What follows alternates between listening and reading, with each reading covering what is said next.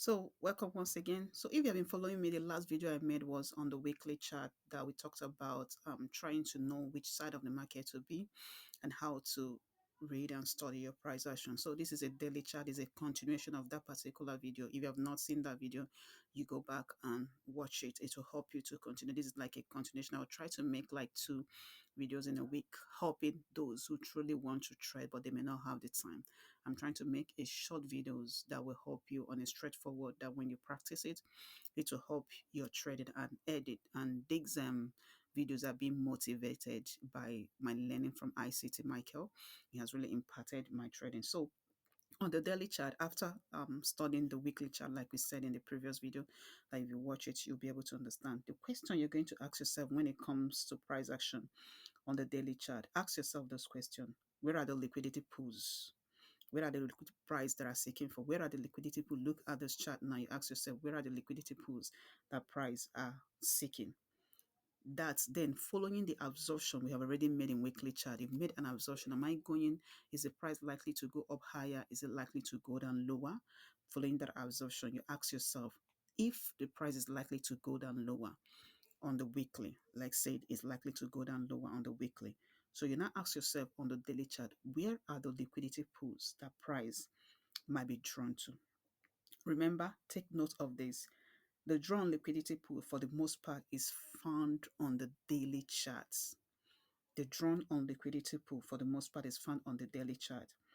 Then the daily chart should have most of majority of your time and analysis, because if the drawn liquidity is found here, that means we have to put more time in the daily charts. You study the daily chart well. The daily chart will give you feedbacks every 24 hours towards your bias.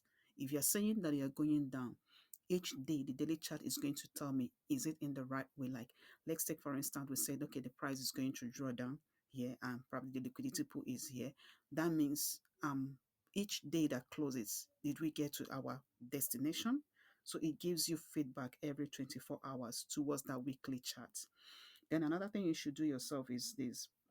When you use that feedback to support our assumption of the weekly charts, expanding higher or lower, that gives you an idea. Are you on the right path or not?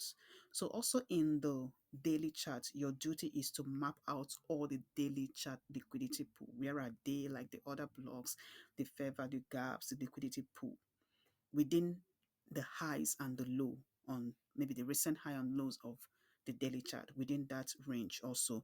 Or remember, we already have a range in the weekly, the recent high and low in the weekly. So also in the daily time, we're also trying to map out that where are those liquidity pool, where are those things that support our idea that the price might likely go up higher or price might likely go down lower. These are the things, question you should ask yourself in the daytime. So how do we determine the drawn liquidity? Like I've said, there are two things: the liquidity pools and imbalances. When price has taken a liquidity pool, the next thing it's going to do is to rebalance itself. Also study this in line with what we have done. We have studied on the weekly chart. Add this to it. Let's see how this will help you in your trading. Thanks for coming along to learn this with me.